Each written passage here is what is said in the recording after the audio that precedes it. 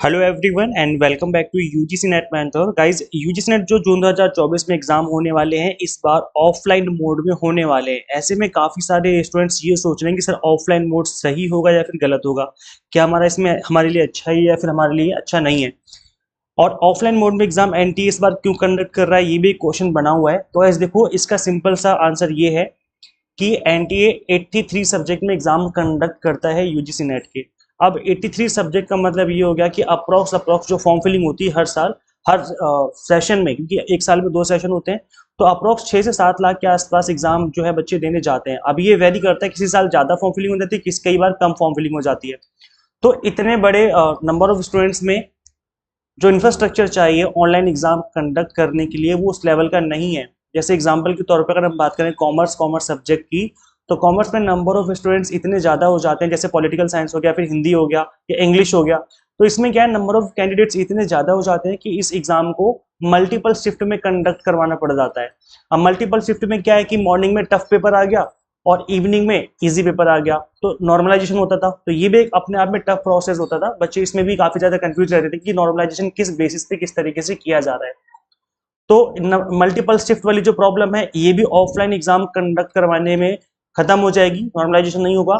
इसके अलावा अगर हम बात करें कि जो इंफ्रास्ट्रक्चर था, जो number of computer, number of system की रिक्वायरमेंट थी, वो काफी ज्यादा नंबर में चाहिए होते थे, जिसकी वजह से जो नंबर ऑफ स्टूडेंट्स हैं उनके इक्वल में या उससे ज़्यादा ही सिस्टम की रिक्वायरमेंट होती थी, जो कि अवेलेबल नहीं थे इंडिया में।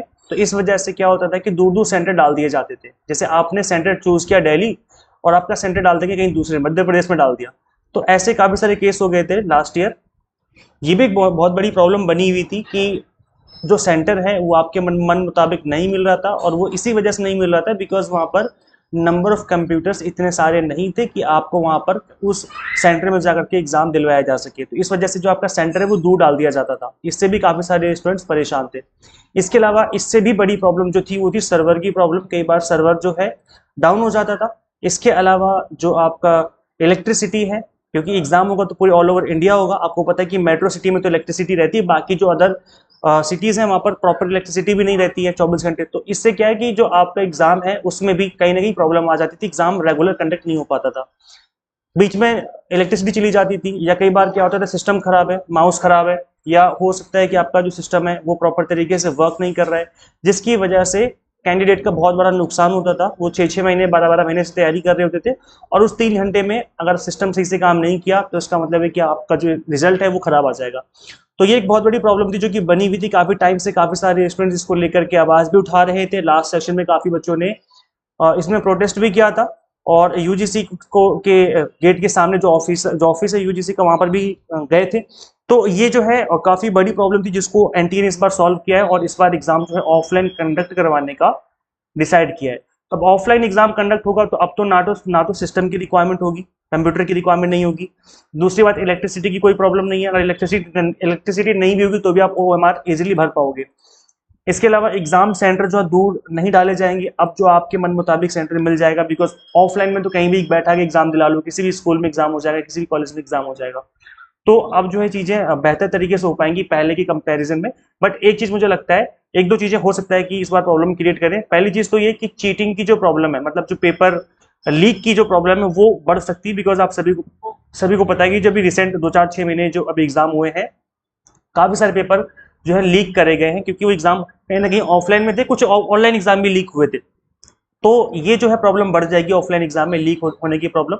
इसके अलावा जो रिजल्ट है उसको भी डिक्लेयर करने में थोड़ा सा कंपेरेटिवली ज़्यादा टाइम लगेगा, बिकॉज ओएमआर शीट को चेक करने में कंपेरेटिवली ज़्यादा टाइम लगेगा एज कम्पेयर जो आपका ऑनलाइन एग्जाम हो रहा था। तो इस वजह से थोड़ा सा आपको मुझे लगता है कि रिजल्ट थोड़ा डिले होकर के आएगा, और लीक की जो है पेपर लीक की प्रॉब्लम भी बढ़ सकती है। इसके अलावा जो सर्कल आप फिल करोगे, सर्कल फिल करने में भी थोड़ा टाइम कंज्यूम होता है। तो सर्कल फिल करने में भी आपको अब ध्यान देना पड़ेगा कि टाइम से आपको सर्कल फिल करना है। पता लगे आपने क्वेश्चन का आंसर तो कर लिया था लेकिन उसको फिल नहीं कर पाए टाइम से, और टाइम अप हो गया, तो उसको भी आपको थोड़ा सा प्रैक्टिस करनी पड़ेगी, और इन चीजों को ध्यान में रख करके अब आपको एग्जाम देना पड़ेगा। तो ये कुछ चीजें हैं जिसकी वजह से एग्जाम जो है ऑफलाइन कंडक्ट हो रहा है। अभी भी आपके मन में किसी भी तरह का कोई भी डाउट है तो कमेंट कर देना, मैं रिप्लाई करके मैं आपकी हेल्प कर दूंगा। मैंने फॉर्म फिलिंग को लेकर के एक वीडियो बनाई थी, अगर आपने इस वीडियो को नहीं देखा तो जरूर देखें, क्योंकि फॉर्म फिलिंग में मिस्टेक नहीं होनी चाहिए। फॉर्म फिल करने से पहले इस वीडियो को जरूर देखें, तभी फॉर्म फिल करें, तो आपके लिए जो है ईजी चीजें हो जाएंगी। और अगर आप यूजीसी नेट की तैयारी कर रहे हो तो हमने स्पेशल 2 मंथ का एग्जाम टारगेटेड कोर्स स्टार्ट किया है और इस तरीके से कंटेंट को डिजाइन किया है कि कंप्लीट कंटेंट आप 2 मंथ में ही कवर कर लेंगे। Paper 1 commerce management and political science के कोर्सेज स्टार्ट किए हैं। आज फ्लैट 10% डिस्काउंट भी मिल जाएगा। आज लास्ट डे है, 23 अप्रैल है, एक दिन हमने और एक्सटेंड कर दिया इस ऑफर को। तो आज रात 12 बजे तक आप इस ऑफर को अवेल कर सकते हो। महावीर 10 कूपन कोड अप्लाई करना है। कंप्लीट कंटेंट बायलिंगुअल होगा, इंग्लिश मीडियम हिंदी मीडियम में। 100 mock test and PDF notes होंगे जिनको आप डाउनलोड भी कर सकते हो रिवीजन करने के लिए। तो किस तरीके से आपको ज्वाइन करना है, कुछ नहीं करना, सिंपली आपको एग्जाम मेंटर ऐप इंस्टॉल करनी फ्रॉम गूगल प्ले स्टोर। अगर आप iOS यूजर है तो उसका लिंक भी आपको description box and comment box में देखने को मिल जाएगा। किस तरीके से ज्वाइन करेंगे, सिंपली ऐप को इंस्टॉल करने के बाद आपको स्टोर पे क्लिक करना है, कोर्सेज की लिस्ट आ जाएगी।